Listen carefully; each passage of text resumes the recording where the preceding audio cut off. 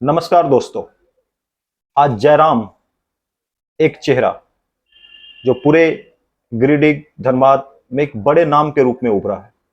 यहां तक कहे कल तक पूरे राज्य में उसका नाम फैल गया।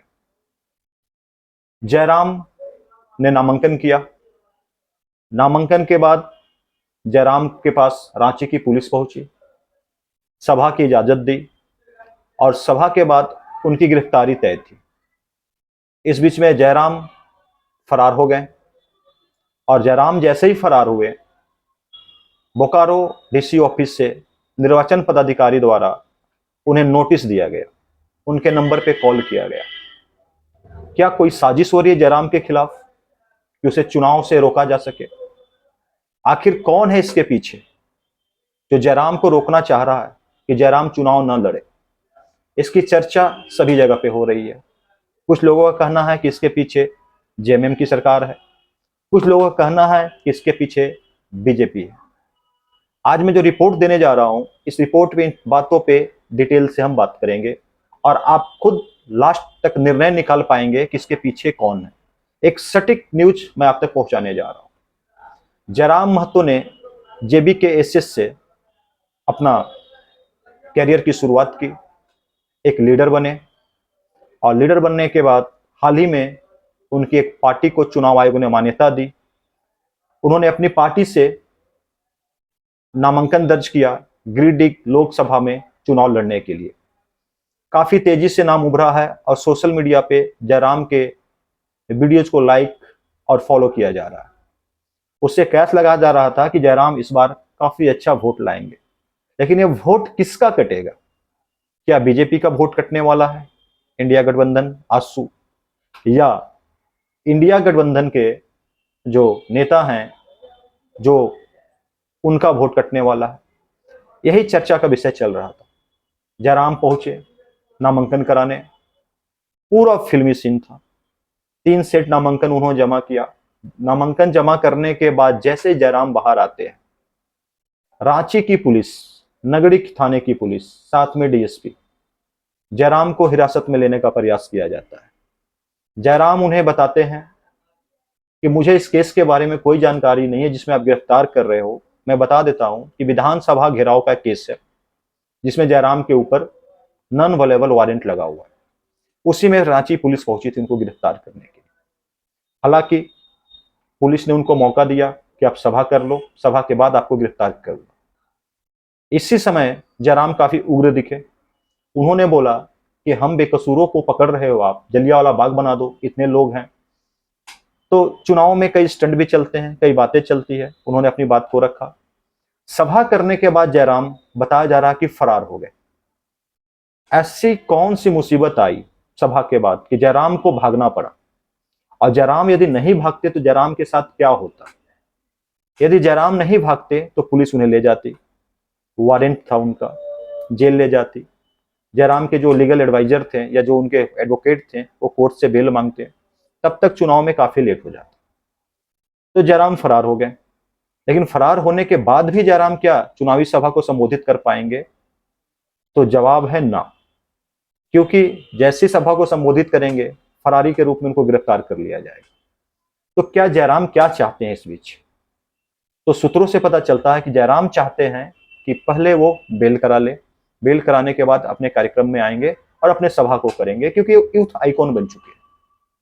इसी बीच एक दांव और खेला गया जयराम के खिलाफ। जयराम ने जो 3 सेट नामांकन दाखिल किया था उसमें यह कहा गया निर्वाचन पदाधिकारी द्वारा डीसी ऑफिस बोकारो से कि जयराम के जो प्रस्तावक है, जिनका हस्ताक्षर उसमें दिया गया है, उस हस्ताक्षर पे उन्हें संदेह है कि वही व्यक्ति है या कोई दूसरा है। इसलिए जयराम के नंबर पे फोन किया गया, जिस नंबर का जिक्र उनके नामांकन में है। यह बताया गया कि उन्होंने फोन रिसीव नहीं किया, इसलिए उनको नोटिस जारी किया गया है। 4 पेपर में इस नोटिस को छापा गया है कि 7 तारीख तक आकर वो इस स्टैंड को क्लियर करे, प्रस्तावकों के बारे में आप बताएं कि वो सब कुछ जो है सही है, अन्यथा आगे की कार्रवाई की जा सकती है। सवाल यह उठता है कि यदि जयराम नहीं पहुंचे डीसी ऑफिस नामांकन को लेकर के, उस प्रस्तावकों को लेकर के, तो क्या उनका नामांकन रद्द कर दिया जाएगा, या वो डीसी ऑफिस पहुंच गए तो उनको गिरफ्तार करके जेल में डाल दिया जाएगा। तो जयराम के पास आगे कुआं पीछे खाई, जयराम क्या करे। तो जयराम के पास जो उनकी टीम है, लीगल एडवाइजर टीम है, वो तय करेगी जयराम को क्या करना है और जयराम वही काम करेंगे। लेकिन जयराम का भविष्य क्या रह गया गिरिडीह चुनाव में। अगर वो फरार होते हैं तो वोट नहीं मांग पाएंगे, अगर वो डीसी ऑफिस जाते हैं तो उनको गिरफ्तार कर लिया जाएगा। ये समस्याएं आम हो गई है और लोगों के मुंह पे चर्चा की जा रही है जयराम को लेकर के। तो सवाल यह उठता है कि जयराम के चुनाव लड़ने से किसको नुकसान था, किस पार्टी को सबसे ज्यादा नुकसान हो रही थी, वर्तमान सांसद चंद्र प्रकाश चौधरी, या जो सदस्य जो जेएमएम ने अपना कैंडिडेट उतारा, उम्मीदवार उतारा है, मथुरा महतो। तो पिछले चुनावी आंकड़ों को अगर आप देखें तो ज्यादा कुर्मी वोट पाने वाले चंद्र प्रकाश चौधरी। तो कुर्मी वोट का एक बड़ा संख्या इस बार जयराम के साथ जाने वाला है। तो यह भी देखा जा रहा है कि चंद्र प्रकाश चौधरी को भी यहां से काफी ज्यादा नुकसान है। अब दूसरे मुद्दे पे हम बात करते हैं, चर्चा करते हैं। जो पुलिस जयराम को गिरफ्तार करने आई, ये पुलिस किसके अंडर में? तो लोग कहते हैं कि पुलिस राज्य सरकार के अंडर में होती है। सच्चाई भी है कि पुलिस राज्य सरकार के अंतर्गत होती है, और अभी राज्य सरकार का जो मुखिया है वो है चंपई सोरेन, और जो गृह मंत्रालय है चंपई सोरेन के हाथ में, यानी पुलिस सीधा सीधा मुख्यमंत्री के हाथ में। तो कयास यह लगाया जाता है कि मुख्यमंत्री ने ही पुलिस भेजा या जेएमएम सरकार ने पुलिस भेजा ऐन मौके पे कि जयराम को अंदर कर दिया जाए।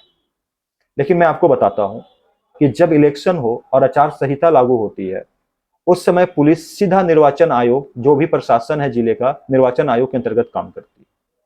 तो जब निर्वाचन आयोग के अंतर्गत काम करती है तो पुलिस पूरी की पूरी निर्वाचन आयोग की, और निर्वाचन आयोग कभी भी राज्य सरकार के अधीन कार्य नहीं करती। निर्वाचन आयोग की जिम्मेवारी देश के प्रति है, देश के जनता के प्रति है, और अप्रत्यक्ष रूप से केंद्र सरकार के प्रति वो काम करती है, क्योंकि उनका चुनाव का जो प्रोसीजर है केंद्र सरकार से होकर गुजरती है। और कई आरोप भी लगते हैं चुनाव आयोग पे कि चुनाव आयोग जो काम करती है पूरा का पूरा केंद्र सरकार के अधीन करती है। अब यह सवाल यह उठ रहा है, जब जेएमएम सरकार के अंतर्गत अभी पुलिस नहीं है, तो राज्य के मुखिया के ऊपर और जेएमएम सरकार पे आरोप लगाना तो निराधार है, ये साबित हो जाता है। और बात यहाँ पे आगे किया जाए कि क्या इसके पीछे एनडीए गठबंधन है, क्या एनडीए गठबंधन को नुकसान हो रहा था जिसके कारण ये सारा काम किया जा रहा है। खैर, आप बहुत समझदार व्यक्ति हैं जो हमारे वीडियो को देख रहे हैं, और वीडियो देखने के बाद आप जरूर फैसला कर सकते हैं, निर्णय कर सकते हैं ये आखिर इसके पीछे कौन है। अब सवाल उठता है जयराम का भविष्य क्या है यहां से, और जनता का भविष्य क्या है। जयराम काफी अच्छे नेता हैं, लेकिन जयराम भी यहाँ पे झूठ बोल रहे हैं। जयराम ने क्या झूठ बोला कि जयराम को पता नहीं था कि 2022 का जो विधानसभा घेराव का केस है उनके ऊपर भी है। लेकिन जयराम ने जो हलफनामा दिया है अपना नामांकन के समय, उसमें साफ साफ उन्होंने इस केस के बारे में जिक्र किया है कि उनको जानकारी थी इस केस के बारे में। तो फिर जयराम फिर जनता से क्यों झूठ बोल रहे हैं, एक सवाल ये भी उठता है। तो सवाल कई हैं, जयराम की तरफ से भी सवाल है, जयराम के झूठ की तरफ से भी सवाल है, लेकिन सबसे बड़ा सवाल यह है कि जयराम फरार होकर अभी गए कहां। क्या जयराम को फरार होना इतना जरूरी था? क्या जयराम को न्यायतंत्र पे भरोसा नहीं है?